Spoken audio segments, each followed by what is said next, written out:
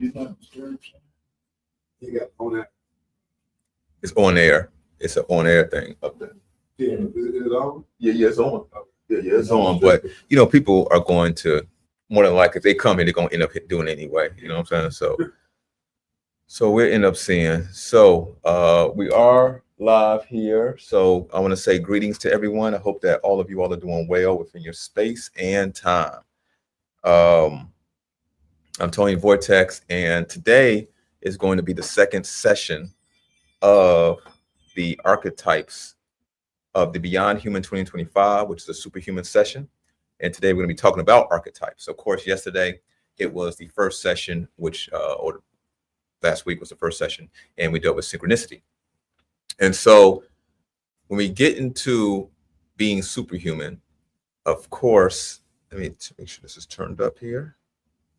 When we talk about being superhuman, some have, just all kinds of ideas of what that actually means. And we're going to simplify this. Only thing it means is that when you're at your best, right? So whether this is in academics, whether this is in athletics, whatever it is that you did in life, that you were at your best, and you could say at that very moment in time, I could go no further than that at that moment, right? You were at your best, period. Well, this is going beyond that anyway. And you say, well, how can I go beyond that? Well, that's the whole point of being superhuman, right? There are tactics, techniques, there are methodologies to help one go past that in their way. Okay, we're saying, your way may not be my way. My way, we got a few people here, may not be David's way, who's sitting right here, right? Or Corey's way, right? And so we all have our aspirations, and we all have those things that we may be gifted at that can lead to one becoming or being within that superhuman state. And that's what we're talking about. That's the whole point of this. But there's also something else. David, you had mentioned to me, and I said I'm going to save it for the call here. You had said that, do you recall what you said? You forgot? Okay. But pretty much it dealt with overall the importance of these sessions overall. Okay. Right. And so it's extremely important. So many of you know, we've been doing this for over 12 years. And I'm only taking a few slides out of the superhuman course, even from one of the courses. Again, 12 years, and each year was a different superhuman course. Mm-hmm. And in those courses, some of the courses had anywhere from 50 to 150 slides, PowerPoints, right? And so the only thing I'm taking is 1, 2, 3 of them, and then we're deep diving into that only, okay? And for an hour, 2-hour session. Most of the sessions that we had years ago were anywhere from 4 to 7 hours long. And that was every single one of them. It was extremely enjoyable. Many of you did come out to those sessions and so on and so forth. So, and many of you also know that these sessions were not recorded. I specifically said, some of you called asking will they be recorded. I said they're not. You have to be here in person, stuff like that, just due to, I wanted to give you all a heads up. Because we talked about AI 15 years ago, okay, in the details that people are experiencing now. Right. So I kind of wanted to give people a heads up before that time happened. Right. But there are a lot of things taking place around us in the background, we could say, and we all see it. You have to be blind not to see it. And it's even, some would say it's even biblical in some respects. Right. So, for example, let me give you one before we even start here. Of course, we all went through the lockdowns last few years. Right. And do you know what class of people reacted the worst to those lockdowns? It was the more privileged class, those who lived a more cushioned life, right? They reacted when we were watching the data in real time, and even afterward, and calculating suicides and so on and so forth. The more privileged class, these are people, for example, that in their entire lifetime have never been told no, that you can't do that, or that you should stop doing that. You're being disrespectful. You know what I'm saying? Kind of thing, right? Kind of like the Karens thing, right? Just putting their personality onto someone else with no regard to even their overstepping their bounds, kind of thing, right? And those kind of people, many of them have never been told no in life, and haven't even been subject to people putting them in their place, kind of thing, right? Well, during the lockdowns, those people thought that they were not subject to those kind of things, right? They have their own illusionary reality, And that illusionary reality, many of us couldn't even comprehend, because some of us have been told no in life, or told that you need to stay here, even though we may have pushed through anyway. You get what I'm saying? But we at least were told that. And so biblically talk about when it comes to the beast, the mark of the beast and so forth, rich and poor will be subject to it, right? So you can look at that metaphysically as the those who are privileged, okay, privileged and typically were exempt from those kind of rules. You would be subject to this rule too, and those who have always been subject to those rules, or those rules have been put on them. Do you understand what I'm saying? So those people who typically were not subject to those rules, the illusion that they were living in life, this cussionary, never told no, never subjugated reality that these people were living, was totally, that blindfold was completely ripped from their face, and they were seeing the same reality all of us were seeing. And that shook them to the core. And in that class of people, it really traumatized them. And you see it out in society, how they're acting even right now. You get what I'm saying? So that's an example of that. So today we're going to get into some subjects that I think you all are going to really enjoy. If you signed up, some of you may be watching this on YouTube, but those who signed up directly with the registration link, afterward, you can watch this on demand.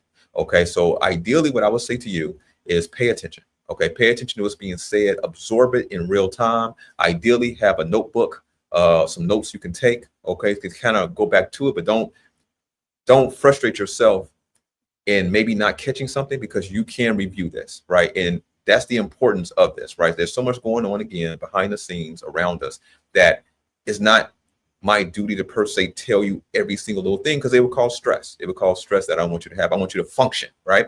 So because of that, that is the reason why the superhuman courses in first time in 12 years is going to be virtual. So you're getting aspects of the superhuman curriculum, the pre-training, and then Beyond Human 2025, which will take place October 25th. That's a Saturday. That will also be virtual, and that's the full superhuman day that we're going to be going from 1 p.m. until whenever it ends. Okay. So today is going to be very interesting, and I'm absolutely sure many of you are going to find this enlightening. And so let's just get straight into it here. So we're going to be talking about a few different subjects. I want to make sure here that certain aspects that we do talk about. So I'm just writing some notes here. I'm going to make sure I do not forget this at all. Okay. Okay, so first what we're going to talk about here is perception. Okay, so I'm about to share my screen here. One moment, you all. Okay. Okay, so first let's talk about perception. And before I even get to this, I hope everyone who is here with us today, virtually, in person, who is watching on all the different platforms that we have, I hope that you're doing well within your space and time. And I truly do really mean that. Okay, I get it. We're going to get into certain subjects. We're going to get into psychopaths and all kind of stuff that you all are going to find very interesting, and understand why even some of the things that go on behind the scenes secretly, how you've been subject to it, and why you've been subject to it in the first place. But I hope that you are doing well. We are here we're Oak Lawn, right outside of Chicagoland. And also at the end of this, once we get past perceptions and archetypes and ego and all of the other things, we're going to get into a bit of game theory dealing with Chicago. Many of you know, you're hearing on the news what's taking place with Trump and Chicago and everything else. And of course, us being in the Chicagoland area, I haven't said anything about it at all. And that was purposeful. I'm not worried about it whatsoever. And you're going to understand why. We're going to work through an exercise together. And it's going to allow your perception to be more vast. Okay. And so let's talk about perception. Perception is what you are viewing. Okay, so is what you are viewing reality? Is what you are perceiving real in the literal sense, or is your perception false? Let's talk about body dysmorphia. To see oneself as too big or too small. When one looks in the mirror, this is what they see. They literally see a person who is huge or who is so frail, they have to eat now or they will fade away. But of course, to us looking at them, they look normal. They're normal weight. They're okay. Okay. But to them, when they literally are looking in the mirror, they see something different, which is absolutely amazing when you think about it, right? How can, I mean, if you were to give them an eye test, their eyes, they may have 20/20 vision, maybe even 21/21 vision, right? So their perception of what they're seeing visually by the structure of their eyes, everything is intact. But yet through their eyes, when they look in the mirror, they're seeing something different. It's the power of perception. So is what we are all perceiving true? And let me tell you, it can be manipulated, okay? In the mysteries, it is called the grand illusion for a reason. Be careful of what you perceive of yourself or others. If your perception is off, even by a few degrees, this can be the difference between success and failure, or someone using it against you. Let me tell you all, many of us who are on the line here have been subject to some form of indoctrination, have been subject to some form of manipulation. I'm talking about on a grand scale, okay? I'm not even talking about maybe between you and family or outsiders or stuff like that, that may be in your local neighborhood. I'm talking about on a grand scale, all of us are. The mind control is real. You were not allowed, for whatever the reason is, we could debate the reasons, but you were not allowed to be able to think on your own. And I get it, this may be kind of hard for some to hear, but we are at a time that we have to grow up and we have to really take seriously what is happening around us and why it's happening around us. So for example, let me give you an example here. In the school system, right? All of us went to school in some sort, grade school, high school, or college, and so forth, right? Especially in high school and grade school, you ever notice that during the changing of classes and so on and so forth, it's loud buzzing sounds. I mean, it's a very annoying, disruptive sound. You ever heard, and well, some of you watched the movie, what was the movie called? With the lady had the teacup. It was the white and black guy in there. Get Out. Okay, so many of you seen the movie Get Out, right? And how the lady had the teacup and she's making that sound around, okay? And it was putting him in a state of hypnosis.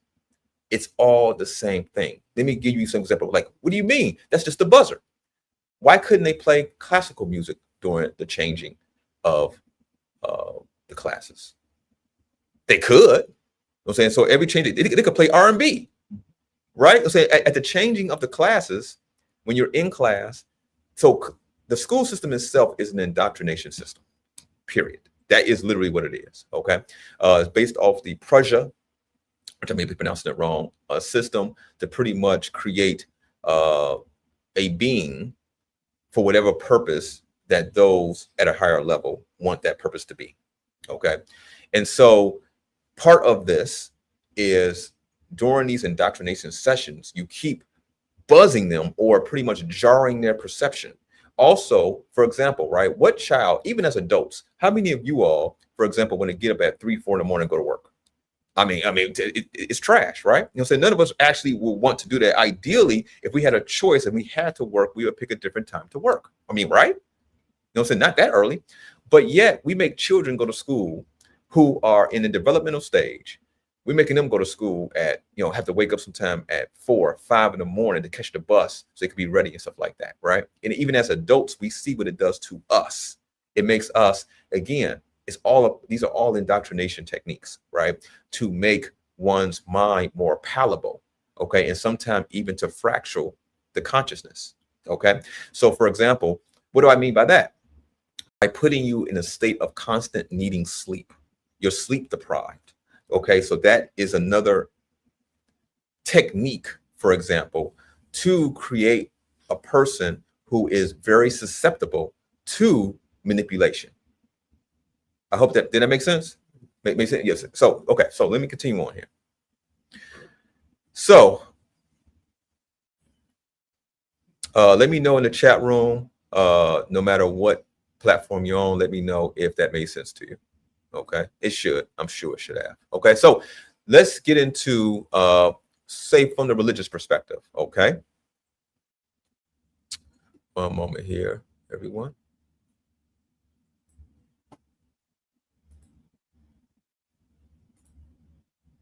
So, in most major religions, perception is not equal to truth. Christianity warns, for now we see through a glass darkly. Our perception is partial until divine light clarifies reality. Buddhism teaches that clinging to appearances is Maya, which is illusion. What we perceive binds us in samsara. Islam teaches heedlessness, and the term is called, I'm going to pronounce this wrong, gafla, but that's pronounced wrong more than likely. But it deals with humans misperceive reality by being veiled from the knowledge of God. Esoteric traditions call the world the grand illusion or the veil. What you perceive depends on your vibration. If you are attuned to the material, you perceive only the material. If you are attuned to spirit, the veil thins. Body dysmorphia, as we talked about a moment ago, is an extreme case of how perception shapes reality more than fact. The body itself becomes a distorted mirror of inner programming. Gnosticism says the entire material world is a deception crafted by the demiurge, which is the false god, who wants to be the only one, but it's not, right? Thus, human perception is already off by degrees. So naturally, because this false entity has created a bastardized or off-center version of reality that we live in, we automatically are off. To rely only on sight or sense is to remain imprisoned. Only gnosis, which is also could be called direct knowledge, cuts through the illusion. In this view, perception is not reality, it is the mask covering it. Okay? Perception itself acts as a filter. Reality is infinite, but humans can only take in what their minds are conditioned to allow. So if you are conditioned to not perceive reality for what it is, you're not going to perceive reality for what it is. And let me tell you, we all have been purposely conditioned to only view reality through certain colored lenses. Okay. And that's why it's so difficult to, when one tries to take off those lenses, because you're fighting against many layers of indoctrination, even within yourself. If your filter is bent even slightly, you will live in a distorted reality, a false map that shapes your destiny. This is why mystics emphasize discipline of mind, meditation, prayer, focus. This is why we talk about these things all the time, okay? To realign perception with truth. As I said previously, a degree or two off can make the difference between success and failure, liberation or deception. So I'm about to show you all an image.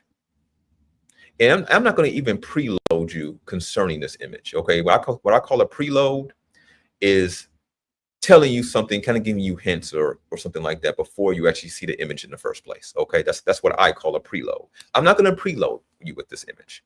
I just want you to answer the question I'm going to ask you here. Okay, and the question I'm going to ask you is, who is this? Okay, who is this? Now, in the chat room, no matter what platform that you're on, I want you to tell me who this person is. Who is this? Something happens in every single class when we put this up, all right? And so I'm looking for it. Who is this? Come on, y'all. Who is this that I'm showing you right now?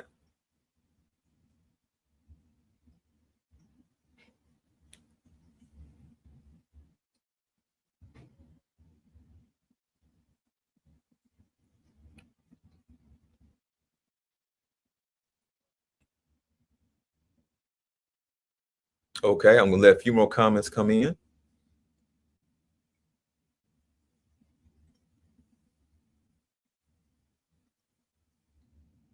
So you all did a good job. Okay, so some of the people here have seen this previously, have went through this, but typically when I first did this years ago, right, people had all kinds of woke answers, right? And they said that you could tell they were knowledgeable in this or knowledgeable in that. And so they came with these kind of woke answers, and which I was purposely trying to see if people were going to do that. You all did a good job. So hand clap to you. But I was purposely trying to see if people were going to do it. Like one person here said a European kind of thing, right? Serapis and stuff like that, right? And so the whole point is that we know all who this is, right? This is the person that we've been told is Jesus, right? And so he represents an archetype. And we're going to get deeper now into archetypes, okay? And so, and we all been told who this supposedly is. So this is what you're seeing here is a real person. This is the Jesus of Siberia. Okay. Now look at this person right now, coming from our perspective. And most people here, I would say, are knowledgeable or have some degree of wokeness, right? And so because of this, when you're looking at this, you look at this as being absolutely silly. But there are people, hopefully no one on this line, but there are people who will see this and will gravitate toward this that we're looking at right now. And look at this person as possibly this is the Messiah, okay? Because of the image people were given. Remember, you were given this image here of Jesus. You were given this image, okay? So because of the image people were given, people seek out and of course become fooled. What you're looking at here, this person is from the Church of the Last Testament. That's what they call themselves, the Church of the Last Testament. Now remember, this slide is years old. Okay, we talked about this many years ago. So he probably even has more followers now. So the Church of the Last Testament, at that point in time, he had around 4,000 followers called Visualites, living in the settlement in around 10,000 followers worldwide. And of course, some of you, it would bog your mind. Like this is like this dude is literally playing the role and trying his best to look like the archetype of Jesus. But we know this is not that whatsoever. But this person would be considered a psychopath. This is a psychopath. He has no empathy, things of this nature, because if he really did, he would not be playing this role. Okay. He has more than likely a fractured consciousness. Okay. And so he has this, he may have multiple personalities. Okay. But at least one of those personalities is this grandiose character that he thinks he's Jesus and so on and so forth, which obviously he's not. Okay. So, but let's go deeper. Okay. Let's go deeper.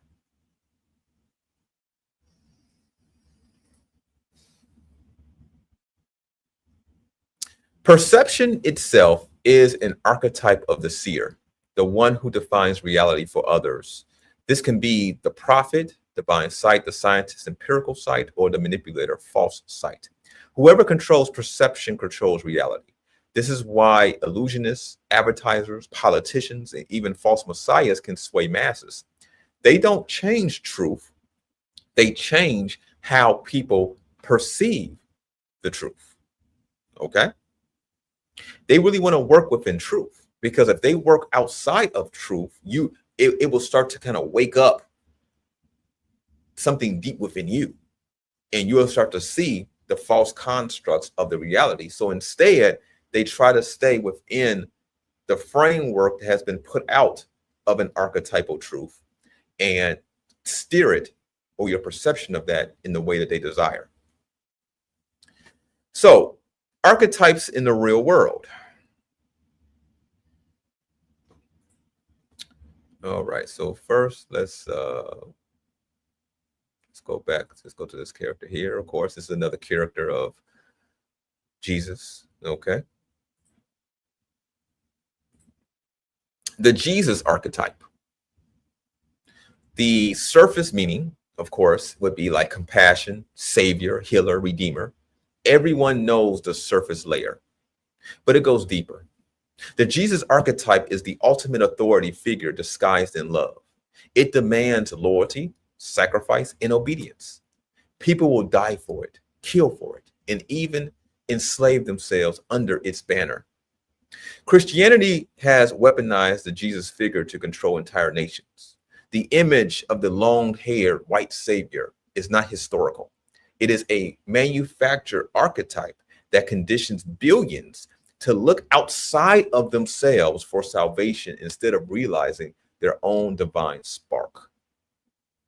The true Christ principle is inner gnosis, but the archetype has been hijacked. False Christs, gurus, and cult leaders all tap into the Jesus mask. They don't need truth, only the image, the robe, the gentle eyes, because people are programmed to surrender to it. Come on, are you all hear me? Are you hearing me, David? I see you there. You hear me? Okay. Okay, come on now. Deep meditation. Yeah, yes. Meditate in this thought, right?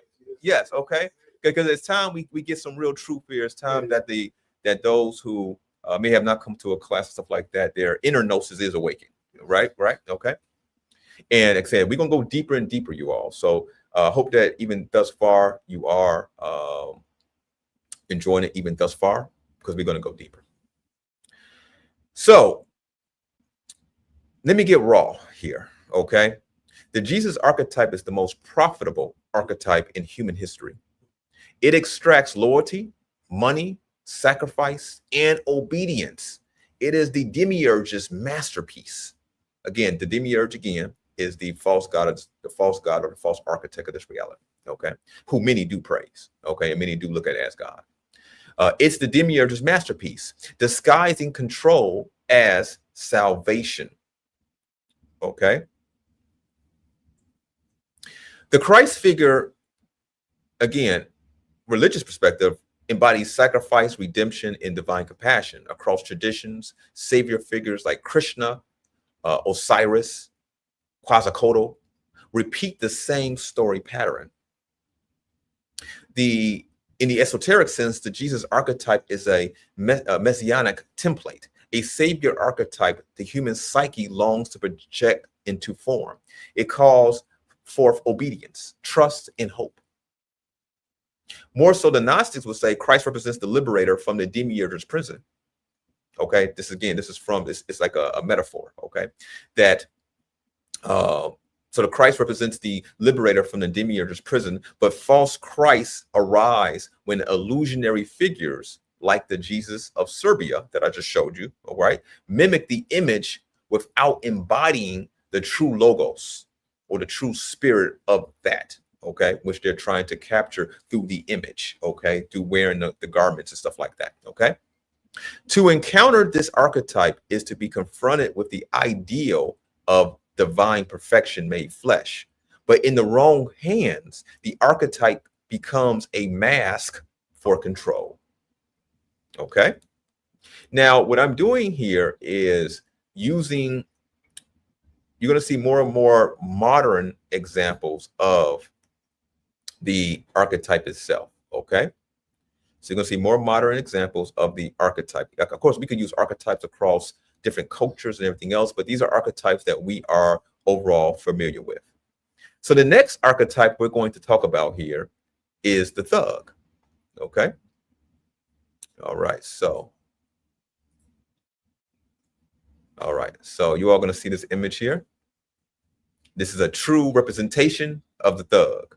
Okay. So the thug, the surface meaning, criminal, dangerous, outsider. We get that. Okay. But let's go deeper.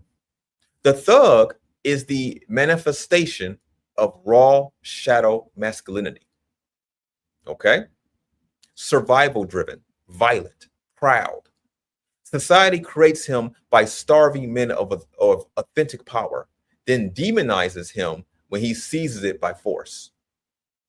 In religions, the thug is represented as Cain, Ishmael, and shout out to who hopefully many of you all put forth a video on YouTube called "The Wars of the Lord."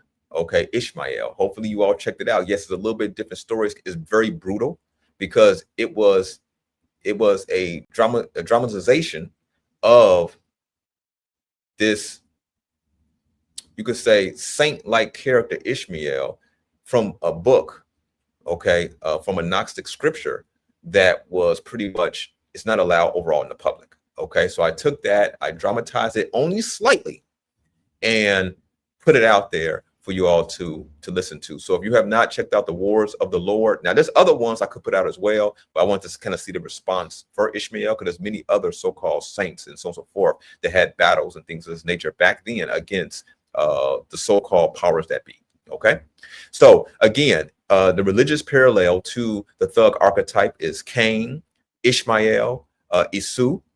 They all cast as cursed outsiders. Religion brands the thug as the damned, ensuring he becomes a scapegoat and never a king. In its esoteric core, the thug channels Mars energy, but without refinement. He is the brute warrior archetype stripped of higher vision. In truth, he reflects the violence of the state itself, except the state wears a suit and badge. Okay, it's the same energy. Okay, it's just that this one is more wild with it and a certain way versus not.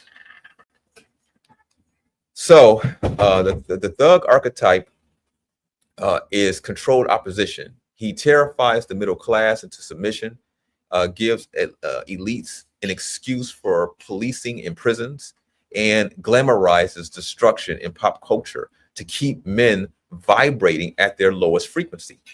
He is both feared and fetishized, okay, because he embodies everything society secretly wants but won't admit: freedom, dominance, and rejection of rules. Okay. The thug represents the shadow warrior, power without discipline, Mars energy unchanneled. People project fear or fascination upon him. And he is the Gnostics would say in some regards, he is the demiurge's enforcer, brute force upholding the prison.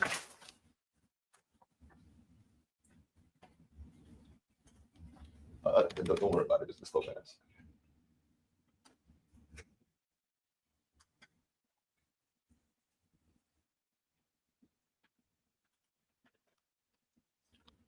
So metaphysically, this archetype activates primal instincts. Society labels him dangerous, but also embodies raw survival, reminding others of their own shadow. Okay. So let's go to the next archetype here. The next archetype. Now, many people most definitely will know this one. We see it all the time. One moment here, everyone. I have to add it here.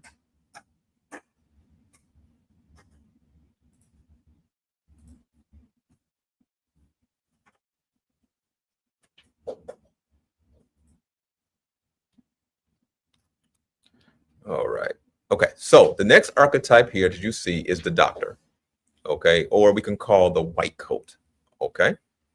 Some of you have a very odd, again, it's not, we know why. Okay. Those in the know why, but some people have this obedience to when someone comes in just with a white coat on, when the industry that it represents is an industry of sickness. And that's a fact.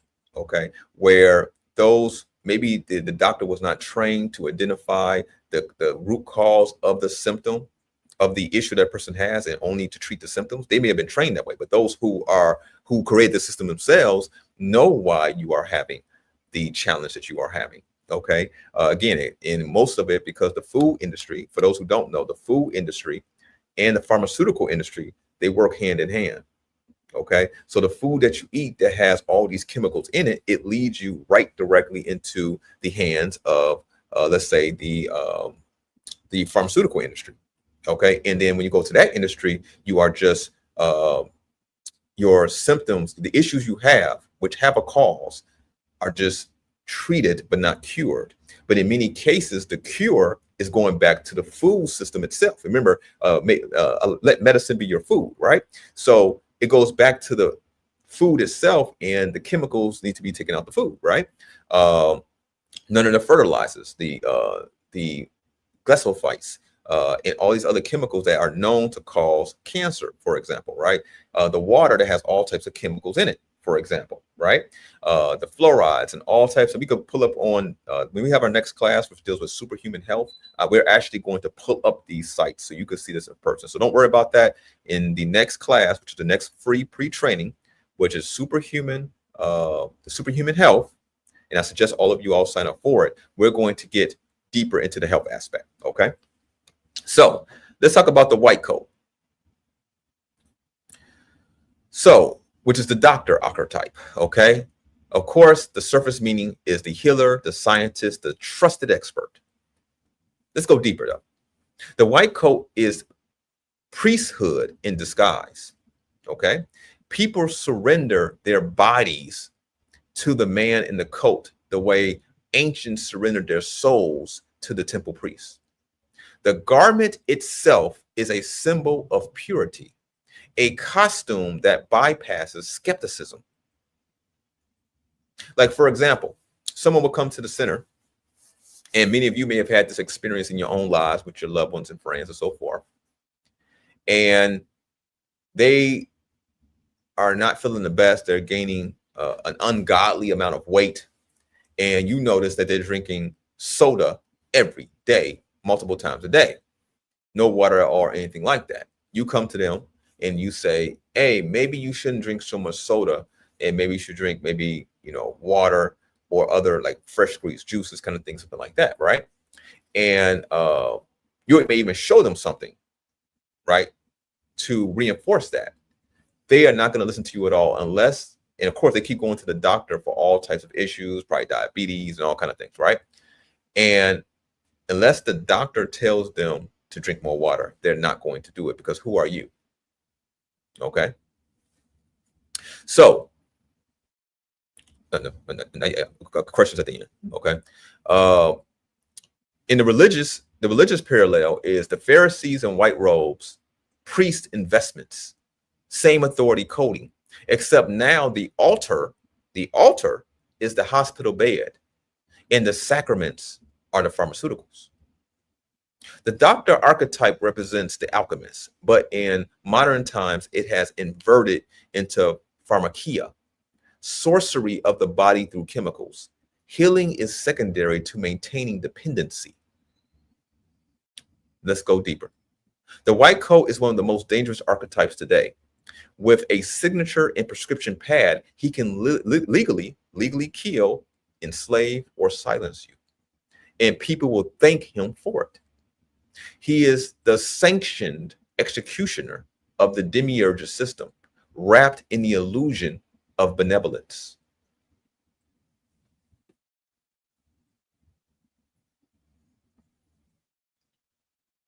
White, of course, is symbolic of initiation and sanctity. The doctor archetype is the modern alchemist, as I mentioned before. Healing in the material realm can bind one further into illusion if it ignores the soul.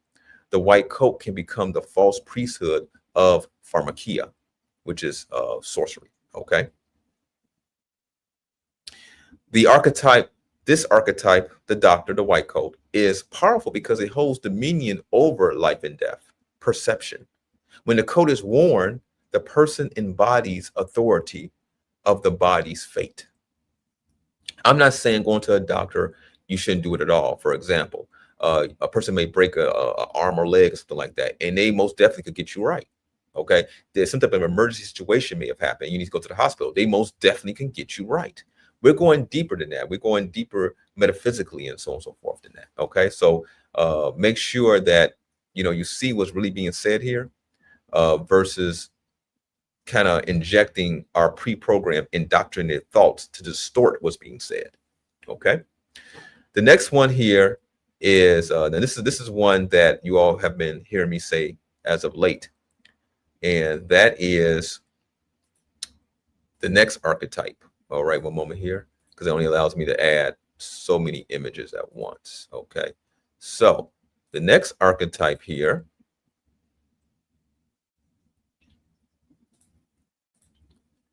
is the man wearing a suit and tie. Okay, so it's the suit and tie. All right. So when you see a man in a suit and tie, it doesn't, of course, that could be, it doesn't mean that you may like that look. And we're not judging the look itself. We're going deeper than that, right? But when you look at a person in a suit and tie, the surface meanings, people may see professional, powerful, trustworthy, successful, right? But let's go deeper. The suit is the modern armor. It covers individuality. It erases soul and presents a standardized template of authority. The tie is the leash, a stylized noose, because it is a noose, binding the throat chakra, signaling submission to hierarchy. Do you understand what I'm saying here? Right? Because the tie is a noose. And when you have it on tight, it does, when any man here, when you wear it tied properly and tight, you can feel it kind of on your throat, right? You know what I'm saying? Like you're being choked, right? You can feel that, right? Okay. And it's choking what? Your throat chakra, your voice. Okay. Again, it's a stylized noose binding the throat chakra, signaling submission to the hierarchy of the system itself. Okay. Isn't it interesting that when you look at different cultures around the world, when they kind of take on the Borg, so they go from their cultural dress to a suit and tie, right? You know what I'm saying? Their cultural dress typically is colorful, right? It's vibrant, right? It literally, you can look at their cultural dress and see how it represents their people, right? Right. But then they start wearing a suit and tie, right? And you know, at that point, their culture is done with. It's over. You know, so they have the representative or the higher up of their culture has now gave up their culture, and their people are over with. It's gone. Okay. And we have seen this. Look historically, you all. I mean, when I'm telling you, you could literally look at history and go back and look at historical pictures, and you could literally see when certain cultures around the world went from their cultural traditions, and then they start putting on the suit, and then look at the geopolitics. Okay. Look at the politics on the world stage and how they start to operate at that point. Okay.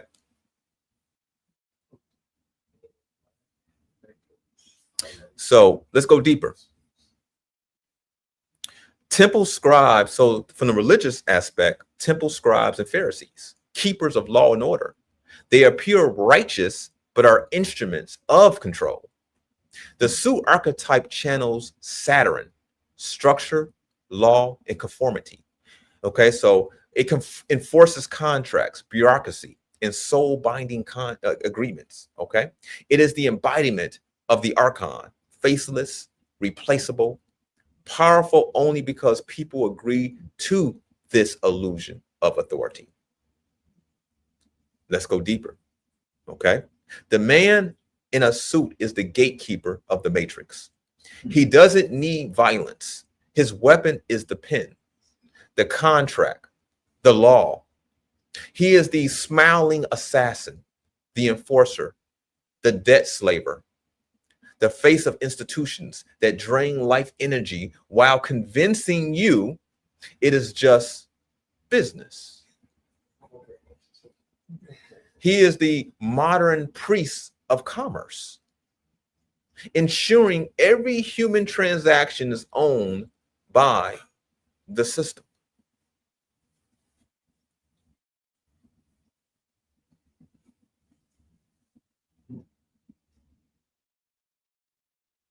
The next archetype here is a more modern one that I had to, of course, add it to here. We have a full house on all these platforms. The platforms are most definitely full of people. So shout out to everyone who is part of this superhuman session. Okay, so the next archetype is one that this is a deep one. Okay, this is a deep one because it has not only archetypal significance, but also inwardly significance of many people. Okay. Now, all these archetypes, people can embody these archetypes. Okay. Just understand this. First, on one hand, these archetypes are something abstract. Okay. Something for you to abstractly are control mechanisms of reality and can be looked at as that, like so yeah, as that. I don't want to go too deep right now because we're going to hit this later. But also, these archetypes can be embodied within us. Okay, and we can be representatives of this archetype as well. Okay, this next archetype, for example, is the vampire. Okay, and this is one that many people embody, and you're going to understand why and how. Of course, the vampire is known for not having a reflection in the mirror. The vampire is the fallen soul, living off others' blood, never able to stand in the light, which is the Christ or sun. Mirrors reveal truth. The vampire has none, for they are hollow, which is why they cannot see themselves in the mirror. You cannot reflect something that's not there. Mirrors are gateways of self-awareness. To lack a reflection is to lack selfhood, to be an empty archetype animated by hunger. Vampirism represents energy, it's an energy parasitic force, psychic feeding, exploitation, addiction. The vampire is the image of the archons, soulless, feeding on humanity's vitality. To not see oneself is to live in ignorance of the divine spark. Many today unconsciously embrace vampirism. They cannot see themselves, meaning they refuse to self-reflect. Social media archetypes, which are influencers, manipulators, energy drainers, embody the vampire, beautiful outside, hollow inside. They exist by taking from others, never generating their own light. Let me tell you something deep here, and this is going to challenge what some of you may have thought. You think that you are hated globally, far as in the system itself, that the system itself hates you, that the system itself and those in power of the system hate you, want nothing to do with you, or anything like that, right? In whatever other term that you can think of at this time. But let me tell you a truth. They absolutely love you. It's a very twisted love, okay? It's a love that I wouldn't think any of us would want. It's a very psychopathic love, but they absolutely love you. What do I mean by that? They think about all of us all day, every single day. When they wake up in the morning, they think of what they can say to us to get us to believe whatever it is they're trying to think in their minds. Okay. When they wake up in the morning, they think of how can they manipulate us. And when they wake up in the morning, they're thinking about what kind of new poison they could put in the food or in the water, or what they could spray in the air. This is all day, every day, 24/7. They don't sleep with this. Every day they are thinking of you. Every day they are thinking of you and what they could do to you. Every day they're thinking of you and how you can keep looking at them and not pursue your own thoughts and your own aspirations. Okay. They every day they're thinking about the control system itself is them wanting all the attention that you have to be on them. Because let's think about it, right? What is control, right? Control is someone, of course, limiting your behavior, right? Okay, limiting me to do what? So you could only focus on what they want the control to be, which is you focus on whatever they say to you, right? And it's even deeper because we're talking about a literal, we're talking about people who are schizophrenic. They are paranoid schizophrenics. And how can I say that? Because not only are they obsessed with what you're thinking, they cannot let you go. Meaning that if somehow you were to become free, and you may not do anything to them at all. Again, one of their fears is that you would do to them what they have been doing to our generations, and that's humanity, all of humanity. They are afraid that humanity would do to them what they are doing to us. But let's just say humanity becomes free and it's not thinking of them at all, and it's going on its own path.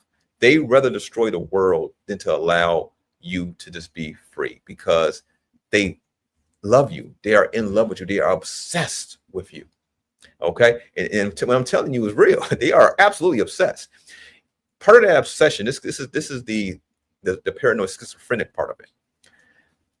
What they are, the control mechanism of society itself, all of the policing, all of the surveillance, all of the having to know everything you type into your phone, having to know all across the nation right now, license plate readers are being put up all across the nation. You typically see them. They have a little solar panel on them, and they have like a little camera. They're being put up everywhere because they need to know where you're going all across the nation, period. Why is this? Why is this? Because they are projecting. They are expert projectors, meaning that they are themselves engaged in horrendous behavior, absolutely horrendous. And they suspect you're doing it too. Okay? They are, because of the money, because of the power, they are engaged in behavior that if people actually knew to the extreme, even in humanity's weakened state, they may power up and the guillotines may come out. Put it like that. But so they're so paranoid. So they are projecting outwardly that you are doing what they are doing. And so they need to watch you. And the thing that causes them frustration is the fact that most of humanity is not doing what they're doing. Most of humanity is not. Most humanity wants to be left alone and have fun, be with their family. Typical human behavior, okay? And that angers them even more. So they bring even more surveillance because it must be something, because they are guilty of it. And so they are projecting that guilt onto humanity, okay? So now you know. Now here's a deep one that this is going to be a deep one. And again, we're going superhuman. And so I cannot hide any of this from you. And this next archetype is going to explain to you something. And this is the first time that some of you who have come to the superhuman classes, this is the first time any of you have heard this. And this is the first time that most, if not all of you, have heard this put in this way. Okay, so here we go. This next archetype is, let me put it here. Let me put it on the screen first. This next archetype is the Eve archetype. Okay, so Eve as in Eden. Okay.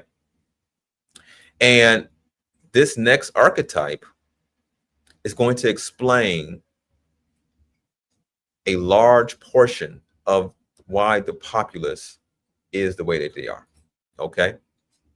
Now, of course, on the surface level, Eve is portrayed as the first woman, the mother of humanity, the one who failed because she was deceived by the serpent.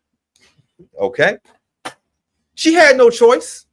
She had no choice at all. She was following God's will, and because of the serpent's deception, she failed. In mainstream religion, she's either the temptress or the naive victim, depending on who tells the story. But let's go deeper, okay?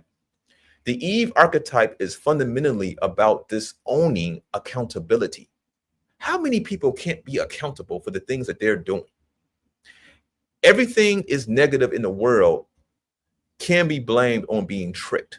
She or he, because men and women can have this archetype, even though the Eve archetype is more embraced by women. Okay. She's never required to fully own the consequences because the narrative always gives her an out. The serpent deceived me. I was manipulated. In certain sessions, especially because, again, most of these archetypes here, again, there's many more archetypes, y'all. I could write a book on archetypes and there'll be 100, 200 of them, okay? And most people, the majority of people on the planet are embodying one or many archetypes. And there are key things that, for example, I look for to see if this person is embodying an archetype. And if so, what archetype is it? Okay, because it gives pretty much a full account of their personality. Okay, and those is a lot of people who embody the Eve archetype. Again, men can have the Eve archetype as well, but this one specifically is mostly brought on. Women mostly have this archetype. Meaning the other archetypes that I named, most of those are most men have those archetypes. Okay, so this particular archetype. When I come across a client or something like that may have this archetype, one of the things I like to ask them is a simple question. Why do you think you're having the trouble that you're having in your life? Okay. Because this person has already stated to me, for example, that they are a victim. All this is happening. All these people are treating them wrong, blah, blah, blah, blah, blah. Okay. And so I asked them, why do you think this is the case? Do you know what they do? They tend to tell me it's this person's fault. It's that person's fault. It's because this person did this over here. It's because that person did this over there. Okay. This happens over and over and over and over again. Right. One moment, you all.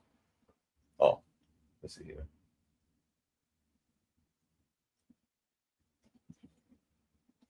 Okay. So this goes on and on and on, right? Where everyone is the problem. Okay, everyone is at fault. And they would name sometimes 5, 10 people, 5, 10 situations, and it would go on and on and on. And not one time they will say it's because I did this, or because I chose to say or do this. This was the reaction to that. You get what I'm saying? Not even once. But how can that person do that? They were, if we go back and if we say Eden was real, if we go back and say Eve, one of the first women, was real, she was deceived by that fork-tongued serpent. Come on now, right? Come on, right? She was deceived, right? So how can she, even a millennium later, thousands of years later, she still is dealing with the challenges from that first deception, right? So how can she be accountable? We should be looking at the serpent. That's who we should be looking at. Okay?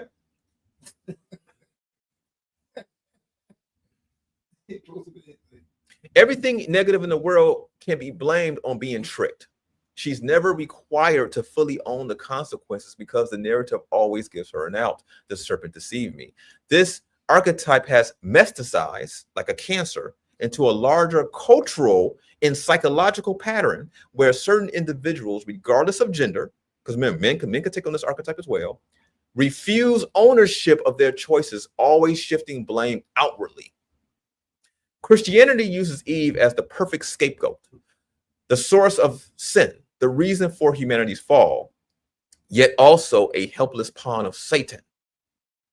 This dual role allows institutions to vilify and emphasize women simultaneously, okay? To treat women as children, and women are not children, okay? Judaism and Islam each adapt this, with Eve's accountability downplayed in different ways, but the pattern remains. The woman was deceived, therefore not fully guilty, but still the cause. This creates an archetype of perpetual victimhood. I was misled, therefore I'm responsible for nothing. In Gnosticism, the serpent is an evil, okay? So in Gnosticism, the serpent is the evil, it's the bringer of knowledge.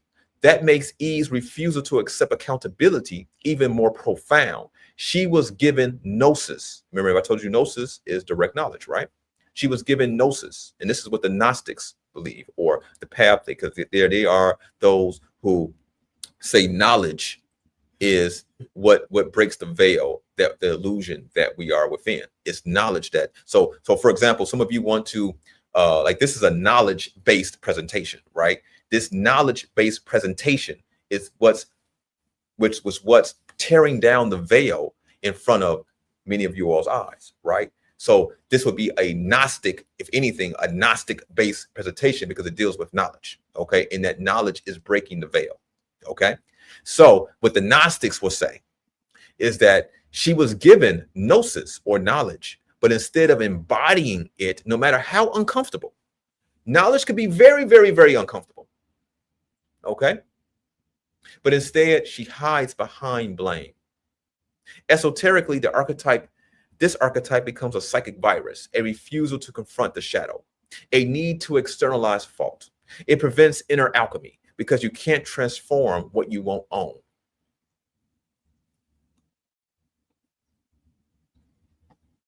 Now, guess what, you all? Let's go even deeper. The Eve archetype is a parasitic role. People who embody it will endlessly say, it wasn't me. I was tricked. They made me do it. How could I know? They can manipulate entire groups by playing weak, innocent, or victimized, extracting protection and energy from others. This archetype thrives on modern therapy, spiritual circles, and even politics, where claiming deception or oppression absolves people of responsibility. At its core, the Eve archetype is about the denial of self-agency. And when a person denies agency, they deny their divine spark, the very thing the serpent tried to give, which was knowledge or gnosis. Again, that's what the Gnostics will say. Okay. How it shows in today's world, the Eve pattern is everywhere. People caught in destructive choices who say, I was manipulated, but yet they are the common denominator in all the choices that they make. Oh, I was dating over a period of years. I had 12 boyfriends or girlfriends, and they all treated me this way. Oh, for real? So you came across 12 random people, and they all treated you the same way? Now, that's not impossible. There's a certain percentage of possibility with that, okay? But you are the common denominator, okay, in that. And so more than likely, you are the issue, if that was you. But I know everybody who's listening to me on all these different platforms, from Facebook to YouTube right now, who are at the center, I know it's not any of you. You all would never do that, right? Okay, good. Okay, so also how it shows in today's world as leaders who blame advisors rather than admit fault. Spiritual clients who love being called goddess. Now we're going to go deep into this because this deals with the ego. See, we just go into the archetype. There's more to today, okay? And we've been talking about an hour so far, right? I thought this will only be an hour. We probably gonna go 2.5 hours today. So I hope you all could bear with me now. Okay. Everybody who's on these different platforms, should I continue? Should I end the show right now, or should I continue into the other sections? I'll let you decide. Okay, because we got ego to go into, we got Chicago game theory to go into. You said what? Okay. Somebody said cook, right? Let them cook, or let them cook. Okay. So should I cook, or should we end the session so we could go on back into the demiurge's world today? Let me know, you all on the platforms. Let me know.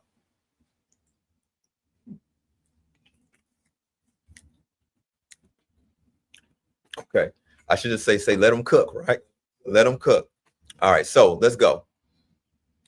So going back to, again, we're still talking about the Eve archetype right now, okay? And so let's see here. So we're still talking about the Eve archetype, right? So we talk about leaders who blame their advisors rather than admit fault.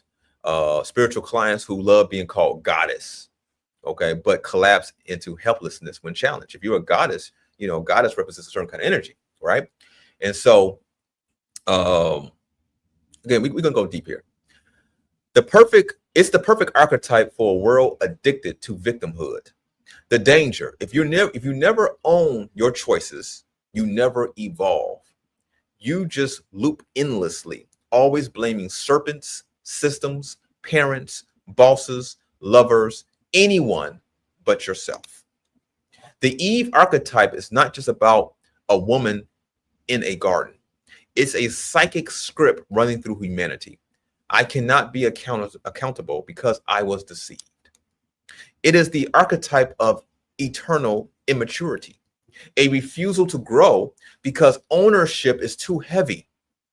And in the metaphysical sense, this is worse than the original sin.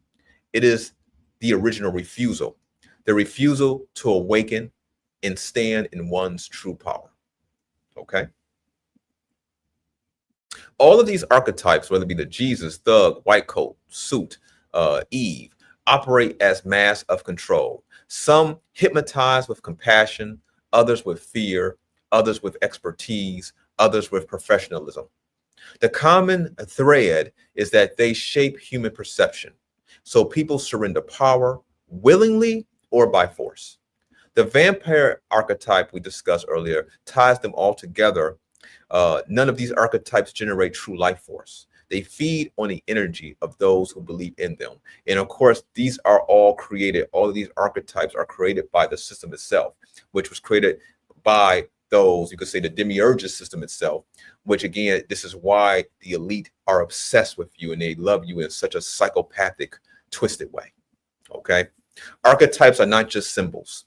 They are energetic programs imprinted into the collective unconscious. When someone embodies an archetype, whether saint, thug, doctor, businessman, or the first woman who was deceived, Eve, they channel centuries of meaning and projection. To understand them is to read the hidden code of human behavior and to see how illusion and truth interweave in daily life. Okay. So our next segment here deals with ego. Okay. So now this is going to be a deep one because I'm going to end up bringing something forward that many of you have had experience with in your life. And it's going to be, for some of you, a wild moment. Okay. So, okay, so now we get into the ego here. Okay, so let me load up that image here real quick. Are you all cold? Are you good? I'm good. You been cold? No. Are you good? You good? Okay, good. Okay, all right. Again, just so you know, in today's session, you all, if you were in the Chicagoland area, you were welcome to come to the Metaphysician, just so you know. Okay, this doesn't cost anything. You could have been in the live audience and get this firsthand if you chose to. But you should let me know you are coming. All right, so that's just that, but you are welcome. So the next one here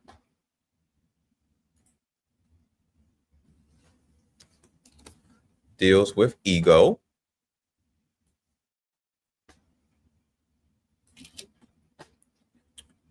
All right, one moment, you all.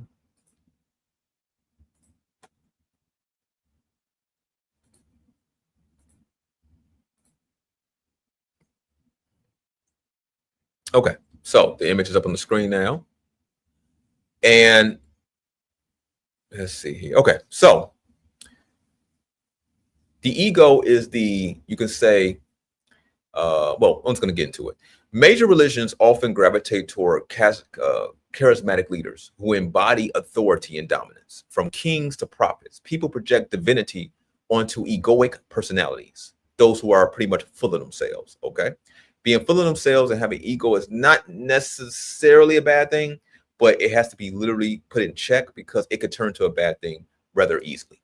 Okay, this mirrors Lucifer's pride or the demiurge's arrogance and narcissism. The human psyche is magnetized to strong egos because they radiate willpower. In Hermetic thought, will is a force, and those who command it are seen as chosen. Now, a lot of what I'm saying happens in your subconscious, okay? And that's why you have to be, through meditation, you could be very much aware of how your subconscious moves. That's why some of the books that we offer on the Metacenter website, metacenterchicago.com, like Muwa, like 2020, Conscious Clarity for the Collective, Compression, these give you insight into, and they're very easy reads, and they give you insight into the energy around us and everything else. Okay, so the demiurge, which is the false god, creates by ego. I am God, there is no other. Humans replicate this, crowning leaders, gurus, or celebrities who reflect the same counterfeit authority. Collective gravitation to egos reveals humanity's unresolved shadow. Instead of honoring spirit, people often worship the mask of personality, mistaking illusion for truth. So this is what I'm calling now ego-based evocation, or it can be invocation, depending upon what's taking place, right? By titles like queen, king, ruler, goddess. Titles of exaltation appear in all traditions. Monarchs once claimed divine right, while cults elevate leaders as gods. Calling someone queen or goddess awakens this archetype. Words are spells. Naming is invocation. To call someone king is to conjure that archetypal pattern into them. But uncontrolled, this can summon not divine light, but shadow entities feeding off of inflated egos. Most people, especially those who have large egos, more than likely what I've seen have fractured personalities. They have multiple personalities, okay? Where at one moment they can act like this, and the next moment they could kind of act like that, okay? And so we're going to go deeper though. Just as the lesser and greater keys of Solomon describe conjuring spirits, casual exaltation in rituals or sessions may act as low-level evocation. The question, are we calling forth divine royalty or a hidden parasite that thrives on worship? Now, I don't want to, again, the one thing about the superhuman sessions that's different than most places that I've ever been to, even personally in sessions, is that you can leave a superhuman session and what you have learned, you can literally apply it to your life immediately in some form or fashion. Okay. And that's why people who have come to the superhuman sessions from all over the world over the last 12 years, because of that fact. Okay. And so let me give you an example of this whole queen, king, goddess stuff that I'm talking about. And many of you have experienced this. Have you ever went to a spiritual person for healing? Okay. Or for some, maybe to get a deeper understanding of something that's going on within your life. And when you went to them, now most people cannot handle the truth. I've been doing this. I've been in this position. Of course, it's Tony Vortex, right? And even before I met Dr. Blair, I was doing what I was doing in some form or fashion. And so I've been doing this for approximately 30 years. Okay. Very long time. And what I've learned in this 30 years is that majority of people claim that they want the truth, but most of them, let's just say it's 10 people, 8.5 of those people, almost 9, cannot handle the truth. If told directly to their face, they're not going to accept it and or are going to get violent, literally violent, or just straight out reject it. Okay. And so this is known in the spiritual communities. And so you will go to a person, let's just say, for example, you went to a person to ask them the truth about the reason why people are looking at you a certain way, right? Like the example I gave with the Eve archetype. So this person is really embodying the Eve archetype. And instead of telling them like, hey, you're blaming others for things that you are causing, you know what, these people have businesses, right? You know what that leads to, right? It leads to you not having no clients. Okay, that's what that leads to. All right, you people coming in, you telling them the raw truth about themselves, it leads to people not coming through the door anymore. So what do they do instead? They will say the reason why. See, listen to me. Are you listening to me? Are you listening? Are you okay? They will say the reason why these people are all looking at you that way is because you a queen. And they cannot handle your presence. Hey, Derek Jackson. Right? Okay, there are people all over social media who do that, right? They are very popular social personalities that cater to women in that way. Okay, instead of saying what the truth is, right? Whatever that truth may be. Okay, but they cater to them. So instead of the person, so what ends up happening is that because secret societies love people with broken personalities, they love it because, and that's most secret societies. That's not all of them. Okay, because that broken personality, you can implant things in that broken personality, and also you can bring things out of that broken personality. Okay, so let's say again, this is like the lesser or greater keys of Solomon for those who know about that, right? Solomonic magic, which is the rituals and procedures supposedly of Solomon to control spirits. Okay, so those who are knowledgeable or think they're knowledgeable in that, they will see a person with this multiple personality, this fractured state of mind, even if they're doing well in life. Just because one has a fractured state of mind does not mean they're not doing well in life. They could be doing very, very well in life. Okay. But this leads to things like overachieving and things of this nature. This leads to things like having insecurity and always trying to overtake or do better than someone else and so on and so forth, or this obsession with the gravitation toward money or gravitation toward fame and all these other things that this deals with a fractured personality. Because if you were a whole being, it doesn't mean you can't have money. You could have lots of money, okay, but you wouldn't have this obsession with seeking these things out in such an egoic way. Okay, so what is happening in that session, like I gave, right, the example of, is that instead of telling this person who is embodying the Eve archetype, like, hey, you just told me about 20 different situations, and in all 20, you the damn victim. You know what I'm saying? All 20. There's not one of those situations that you could self-reflect on. No. Okay. So instead of telling that person the real and then losing a client, they will instead encourage it, right? You are a queen. It's because you are a goddess. You are a goddess, and really, you're not really meant for this world, but you came back to change it. You came back to change the world, and they cannot handle your light. That's the reason why they're looking at you the way they are. And what does that do to a person who is already egoic? It takes that to the next level, and they end up, in many cases, one who is practiced in the mysteries. There's something that's potentially deep within their psyche, whether we could call it Asmodeus, we could call it Aphrodite. Okay, it's some type of spirit that's deep in there that they could end up pulling out and bringing to the forefront of their personality. Because remember, this person's personality more than likely is broken. They have the Eve archetype or many of these archetypes. That's also a showing that more than likely their consciousness is broken, okay, or fractured. And so because of that, because it's fractured, a fractured consciousness, is very easy to invoke something within it and then bring it outward. Okay, and in this case, they're bringing this egoic person. This person walks around again like they do don't stink, as some would say, right?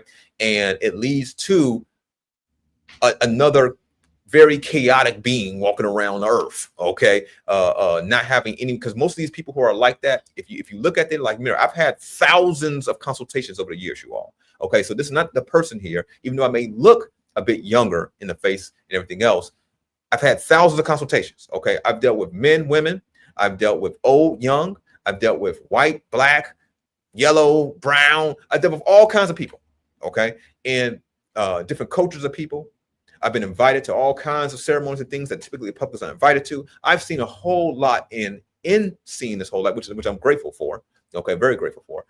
It has allowed me to be able to really look at and see these connections that are taking place and why they're happening in the first place, and how possibly humanity can be healed as well from these very divergent behaviors and very divergent circumstances. And I'm not perfect. I'm figuring things out myself. Okay, but this is what you are experiencing here is my path of figuring out things, because this is also a reflection of what I figured out within myself, because remember, I'm here in the world just like you are. Okay, so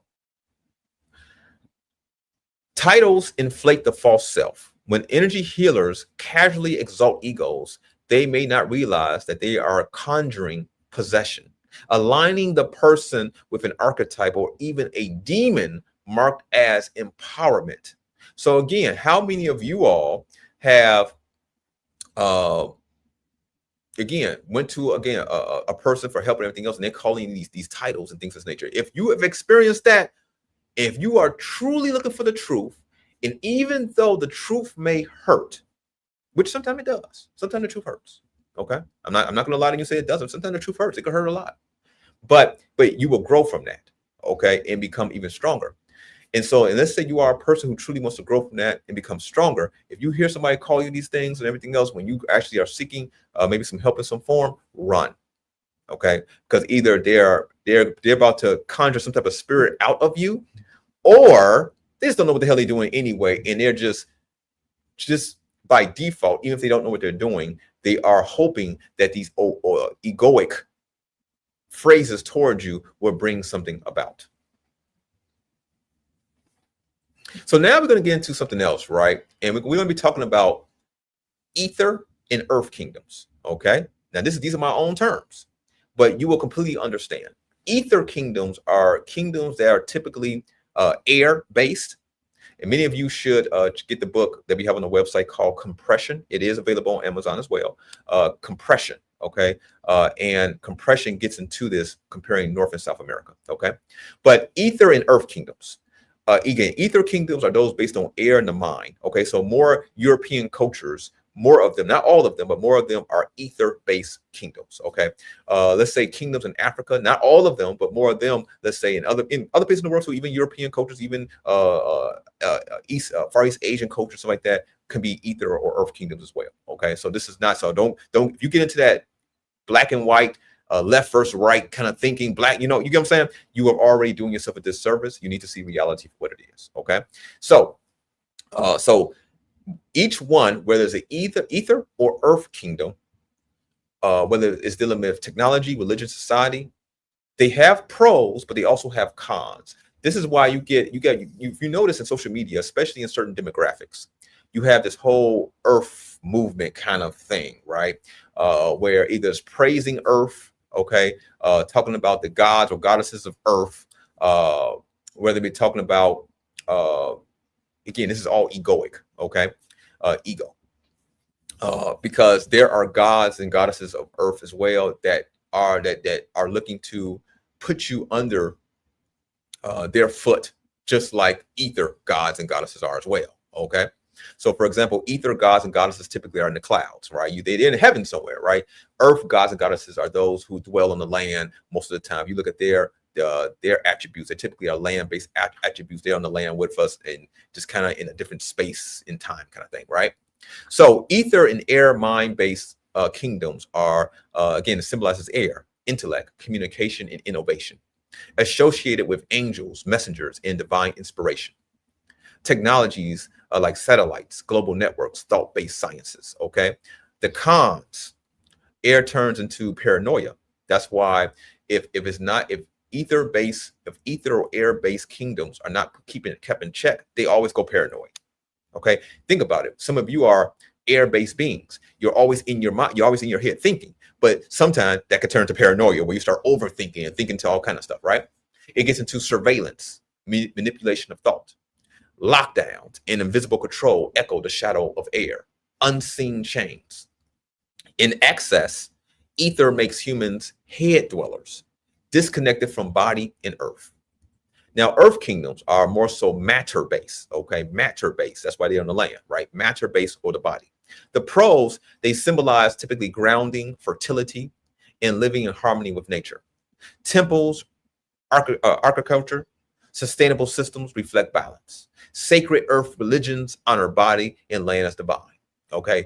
But that's the pro. What are the cons, okay? Because you typically will only hear, especially from these gods and goddesses who wear their copper, they copper, they got the shea butter on too, right? They gotta have shea butter on, okay? That is a prerequisite of being a earth kingdom follower. You gotta be lathered in shea butter, glistening, okay? Right? You know what I'm saying? You gotta have your copper on, you gotta have your crystals on. Now Peter, I have a crystal on right now too. Wait, hold on a second. One moment here. I wear crystals and stuff, even though I may be more air-based. I got a crystal on too, right? So air-based, let's say more air-based people wear crystals and stuff too, right? You know what I'm saying? I got shea butter on too, right? You know what I'm saying? So those in the air could wear some shea butter. And just so you all know, we have a fantastic body butter. Can you give me that body butter there, Corey, real quick? Okay. Thank you very much. You know what I'm saying? So we have a fantastic body butter here. You know what I'm saying? This is we've been having it on the website for years. Let me get a close-up of me here so you all can see it. Okay, we've been having it on the website for years. It sells out all the time. Excellent body butter. You could, if you are earth being, you could lather yourself from face, hair, all the way down to your toes, and smell divine. All right. So there you go. Right. And so let's go back to it here, y'all. Okay. So, all right. So. Okay. All right. So, But where are some of the cons of earth kingdoms? And peep this, some of you haven't heard this before. Some of you have heard me say this in previous classes and stuff like that, right? When corrupted, earth worship turns into hedonism. So, you know, you got places like Atlanta that are known for people getting down. You know what I'm saying? It's known for hedonistic behavior, right? Houston has popped up as another one. San Francisco was also known for that for quite some time, right? Very hedonistic behavior, but they don't compare to places in the Far East. They were the original get downs. You know, you know what I'm saying? So for example, they got down so much it led to temple prostitution, where these are earth kingdom based things, right? Where again, fixation on pleasure. So what ends up happening is that it may be the goddess, let's say Isis, a temple to Isis, let's just say, okay, I'm just using this example, or a temple to Aphrodite, all right? And this temple to them, they're worshipers who want to move up in the ranks would literally prostitute themselves, okay? So it's called temple prostitution. They would prostitute themselves to anybody who comes and needs the goddess's blessing, okay? So literally, some of these people were children now too, from children to adults, men and women, meaning that these are the people who are in worship of this goddess, okay? So it'd be men, women, young and older, waiting there for a person who needs the goddess's blessings to come through the door. Now, some would say some here, of course, are worshipers of this without even knowing and would actually love something like that. But remember, it's not your choice. Anyone who comes through the door, okay, will be, you will have to give them the goddess's blessing, okay, in the form of pleasure and stuff like that, right? Amongst other things at times, okay? So that's a negative aspect of that as well, okay? Earth worship spirit becomes idol worship, clinging to flesh and gold, okay? The demiurge rules the earth kingdoms by binding humans in material cycles, okay? Either whether it be ether, enslaves by controlling thoughts, earth enslaves by controlling appetites. The middle path is balance, air for vision, earth for grounding.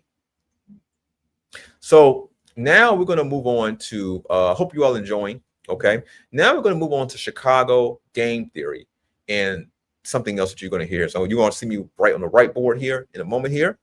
So many of you, let me put up on the screen here another thing here. I want to make sure I didn't forget anything as well. Okay. So, one moment, everyone. And shout out to all of you all who are still rocking with this stream right now. We have quite a few people on, getting all the different platforms. Shout out to you. We are here at the Metacenter. I am Tony Vortex, and I was a longtime student of Dr. Blair. Literally, I was with him every day, physically at his home, which is not too far from here, a few blocks from here. Okay, for many, many, many years. Okay, and so, and of course, I've been doing my own thing beforehand and even now. And so, you are welcome to come to the center. I hope that you all do support some of the things that we do because we could use your support. And I hope that you will be a part of the different projects and classes that we do provide for you. Okay, so let's talk about game theory, okay? And game theory, so I'm going to give you the official, what it says here officially. I'm going to read this off, but I'm also going to give you a very simple way to explain it, okay? So game theory is a theoretical framework for conceiving social situations among competing players. Now, that will confuse people. People are like, okay, but they'll read that. A lot of people say, like, what really is game theory? Game theory, this is my explanation for you because you really need to know this. And it's simpler. See, this is ether kingdom stuff. Ether kingdom, they create rhetoric for themselves, and that typically those humans, because humans are typically a mixture of both. Okay, and I would say more earth kingdom based than air kingdom based. Air kingdoms are very specific entities in many cases. Okay, so it's a game of what ifs. Okay, what ifs. So what if this happens? And then based on that, what if now that happens? And you keep playing this game of what ifs to kind of hash out something, whether it be hashing out a component that you're going against, whether it be hashing out a business idea. Okay, game theory can be utilized in many different situations to figure out a possible outcome or what more than likely the outcome will be.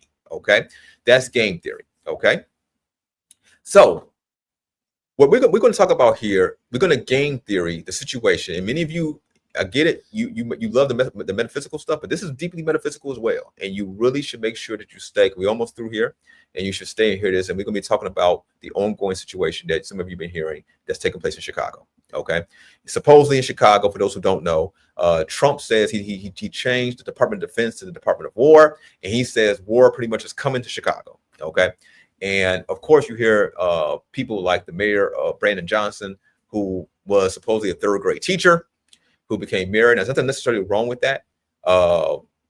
But he has been a very political, a person who typically, like many of the others, where the people have certain concerns, that people have voiced them many times at open forums, and he does the opposite. Okay, so obviously that shows that he's doing the opposite of the people. So he's not there for the people. So that means that who is he there for? Obviously, the mayor position is a temporary position. Okay, it's not forever. Okay, so that means more than likely he is at the behest of someone or something else. Okay, and really, this is what Trump is coming after. That's something else.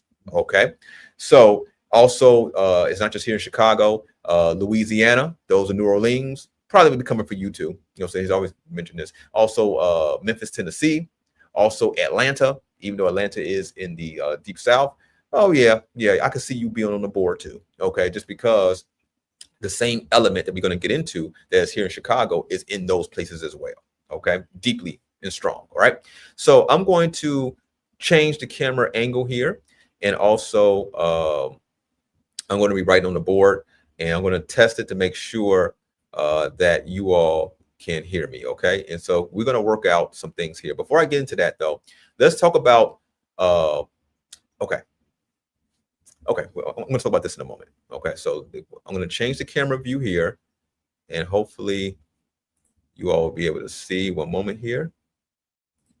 Okay, so you all can see two different angles there, and I'm even going to put forth another angle. One moment here. Okay, it's probably not going to let me to do that. Let's see here.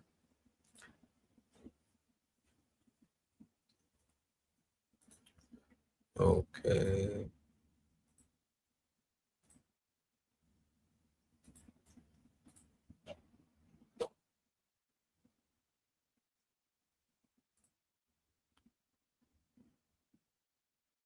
Okay, one moment here. Okay, so that's a little better. Corey, could you move this camera here closer? Kind of put it like in front right here. Okay, a little bit more over that way. Yep, just like that. Cool. All right. Okay, so and I'm going to change this as well so you all can get close up on both of them here. Okay, so all right, so you all should be able to hear me okay. So hopefully you still can hear me. So what we're going to be talking about here, of course, is game theory. Okay, again, game theory is what ifs, right? So what we're talking about here, for example, is Chicago.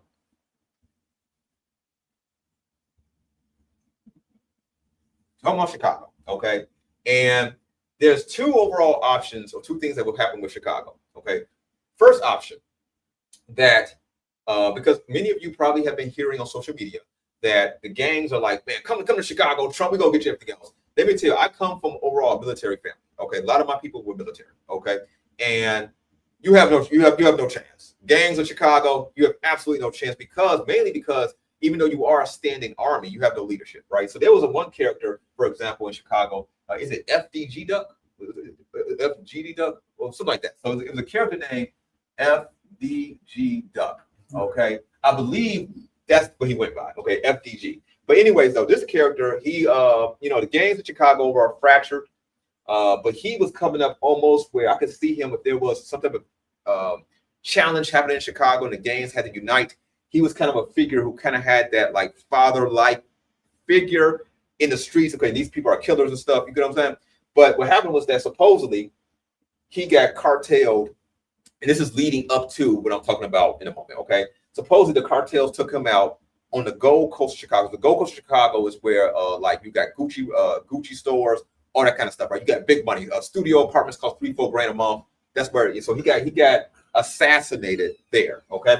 And supposedly the reason why is because a grandma, a black woman, a grandma, had got disrespected or hurt in a Mexican neighborhood, and these gang members in the Mexican neighborhood were supposedly cartel affiliated as well, right? And so FDG Duck pulled up, they said like 4-5 trucks deep, and pretty much disrespected them and told them they're not going to do this stuff like that. Not too long after, he was taken out by some black people, okay? It was a big ransom on his head, so on and so forth, right? This leads to, the reason why I mentioned that is because the gangs overall in Chicagoland are fractured, right? The hierarchy, okay, the hierarchy that they once had, like that would be like Larry Hoover, for example, okay, who was Gangster Disciples, okay, and many others, Jeff Fort, and many others, right? They were the hierarchy, okay, just like the corporate system. We talk about the suit and tie, okay, all hierarchy, right? So these people, let's say the hierarchy of pretty much all this is gone. So it's only the people down here now, okay?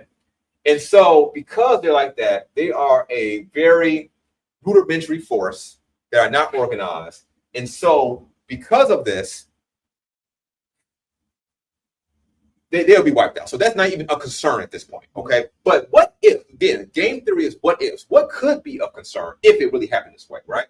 So we know that the gangs of Chicago have no hierarchy. So that means that they will be under the banner of something else, okay? Who would be that something else? It would actually be the cartels, okay? Why the cartels, okay? Now, Chicago sanctuary cities, for whatever reason, or coincidence, are safe havens for the cartel. Cartels are they all over the place too, but they're many of their deep places of where they do a lot of their work at is in the major cities, okay? So with that, there was something called, some of you may have heard this term before, the School of the Americas. Okay, School of the Americas. Okay, it was at one point in Latin America, and it was a place where killers, we're talking about real killers now, who kill for fun, who if you let them out to kill, they would kill all day, every day, and not think anything twice about it. Absolute psychopaths, or you could say demons in the flesh, right?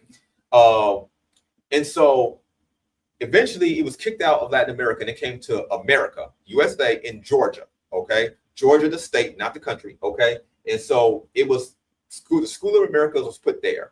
And so killers from around the world, but specifically Latin America, were brought to Georgia in the United States, School of Americas, to learn from more in-depth killers, okay? So they could be better killers, okay? And not only that, to learn how to, for example, to be group-based killers and to take over opposition and bring that opposition, not just to kill them all, but to bring the opposition, learn how the techniques and procedures to bring that opposition into your fold, okay?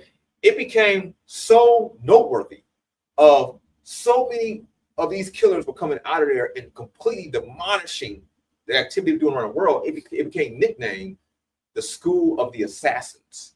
This is real. This is real history I'm telling you here, okay? And now it's called, for example, it's called, the new name for it, because it had so much controversy, is now called the Western Hemisphere Institute for Security Cooperation. Okay, okay? That was changed like in the early 2000s. It was changed to that name, okay? Before that, again, it was, again, so, boy. Isn't so much. Isn't so much. Okay, so, one moment here, you all. Okay, so, obviously, before that, of course, it was called School of the Americas, and it nicknamed School of the Assassins, okay?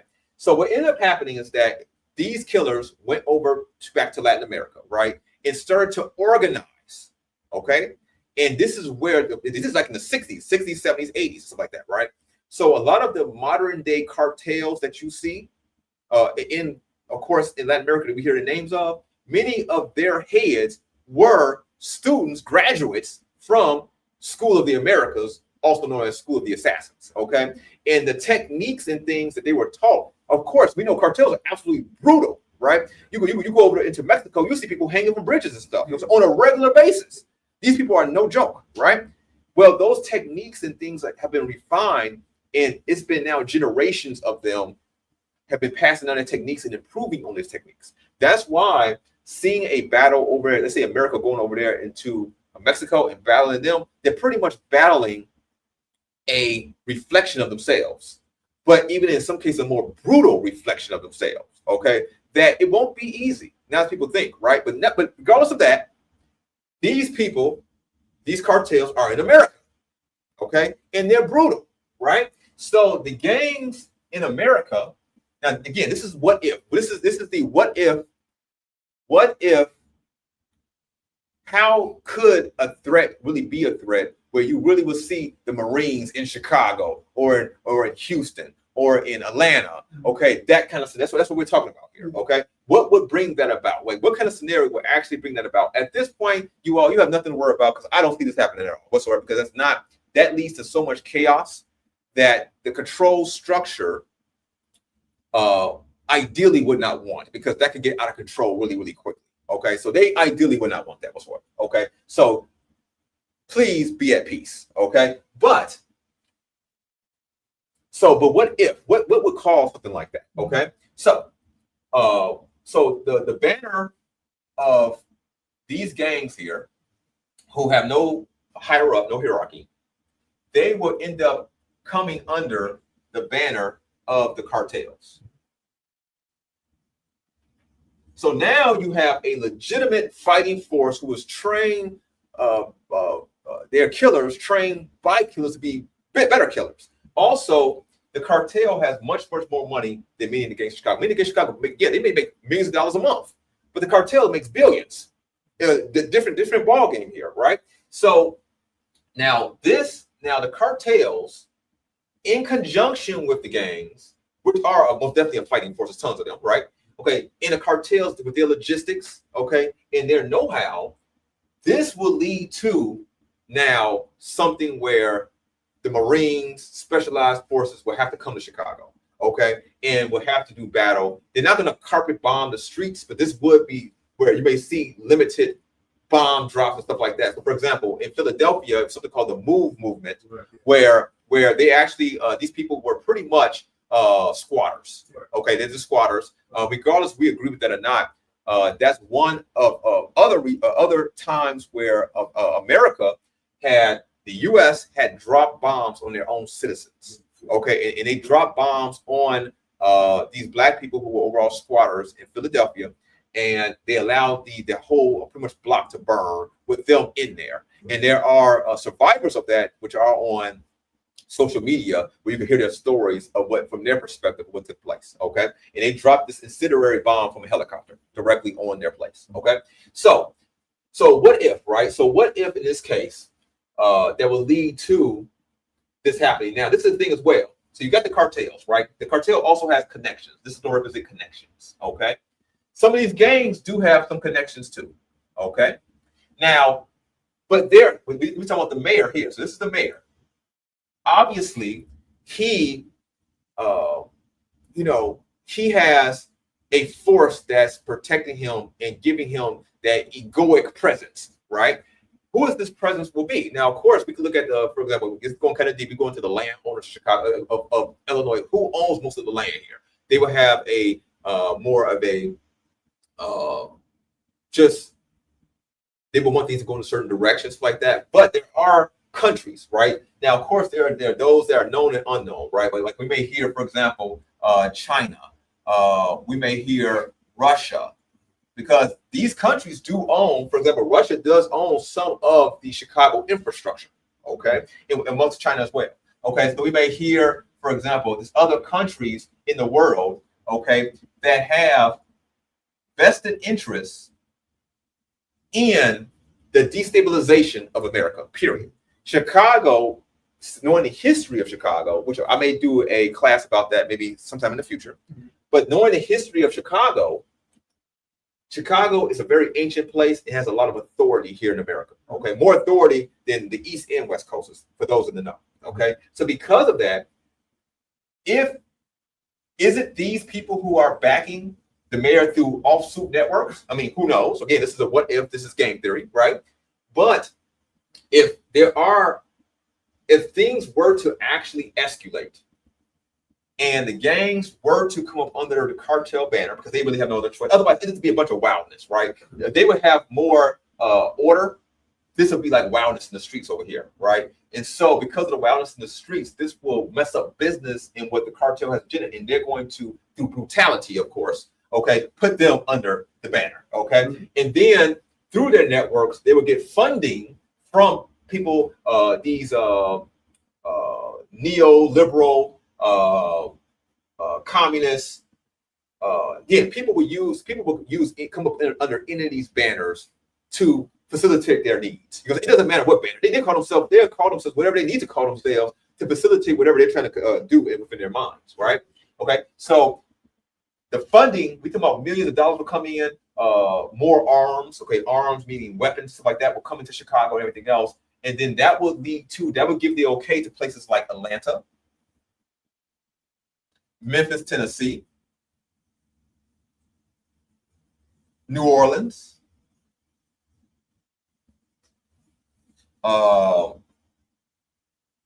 what other places that most definitely? Those would be some main places for sure. Or your Portland, Oregon, yep.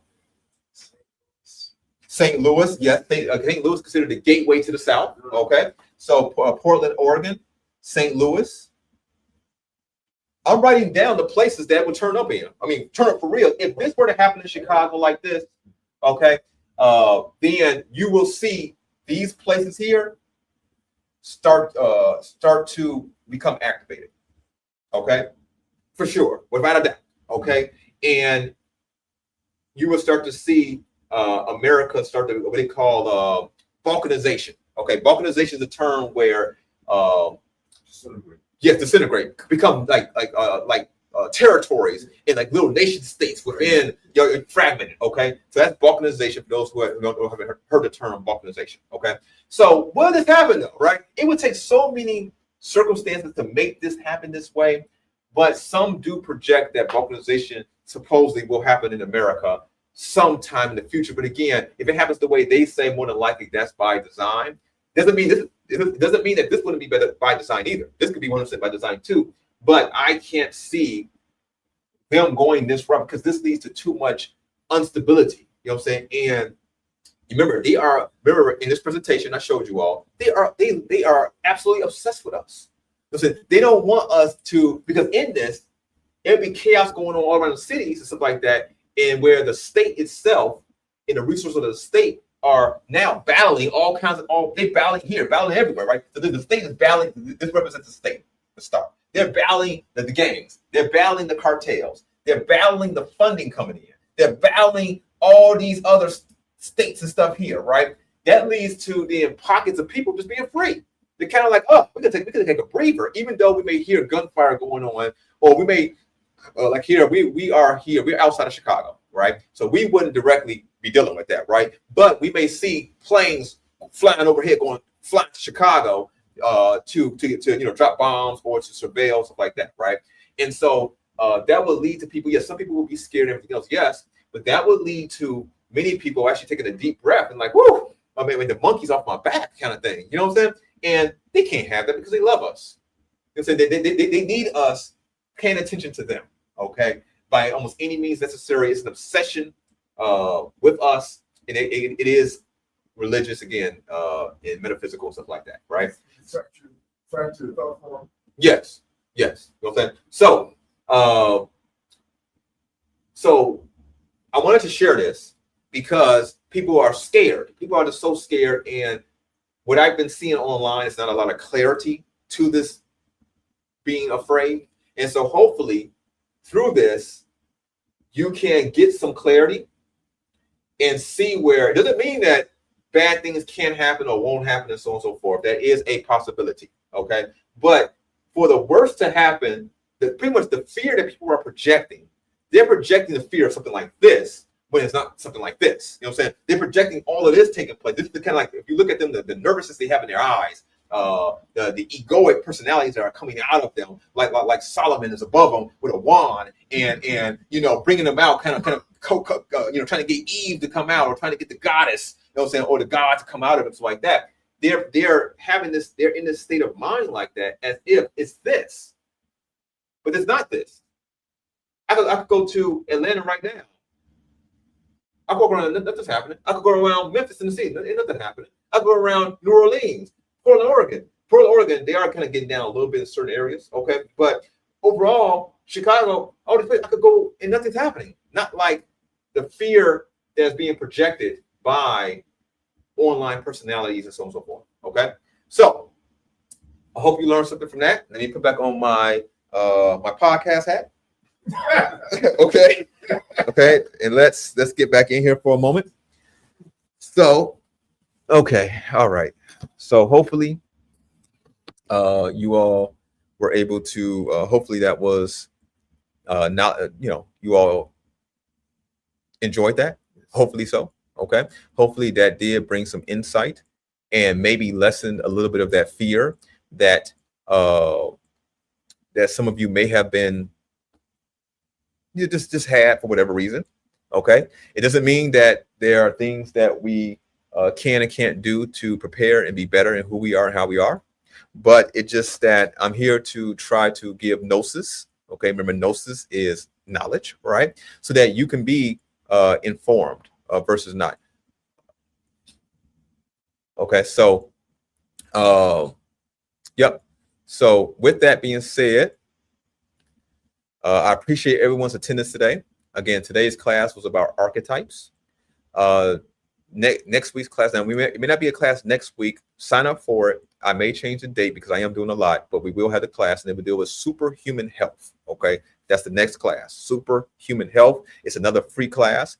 If you are enjoying these pre-trainings, on Saturday, October 25th is the actual Beyond Human 2025 class. That one does cost $33 virtually, $50 in person. I suggest that if you are enjoying this, we're going to go deep to get a ticket, purchase a ticket. And I really look forward to you being there and being a part of it. So shout out to everyone. Talk to you all soon and take care.